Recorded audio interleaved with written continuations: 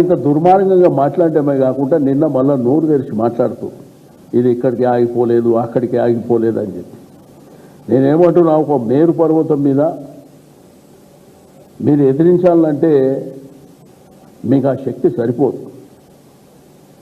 ఆకాశం మీద ఊపితే మీ మీదనే పడుతుంది తప్ప కేసీఆర్ లాంటి ఒక ప్రజానాయకుడు కొన్ని కోట్లాది మంది అభిమానించేటువంటి ఒక నాయకుడిని పట్టుకొని ఏదో విధంగా నీకు ప్రభుత్వానికి పరిపాలన చేత కాదు, అందరు రోడ్ల మీద అంగన్వాడీల నుంచి మొదలుకొని ఆర్టీసీ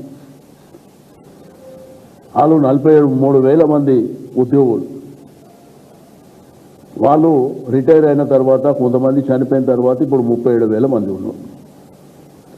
నిన్న వాళ్ళ ప్రభుత్వం ఏం చెప్తుంది, మేమేదో వాళ్ళని రెచ్చగొడుతానంట వాళ్ళ సమయం పోతారా అంటే ఏమన్నా జ్ఞానం ఉండి మాట్లాడుతున్నా.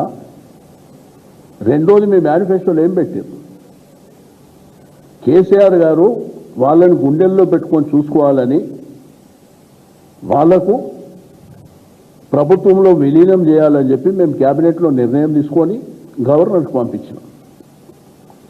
ఆ ప్రాసెస్ అంతా జరిగిపోయింది. అందులో మా ప్రభుత్వం పోయింది, గవర్నర్ గారు క్లియర్ చేసి పంపించారు. అపాయింటెడ్ డే అనౌన్స్ చేయాలి.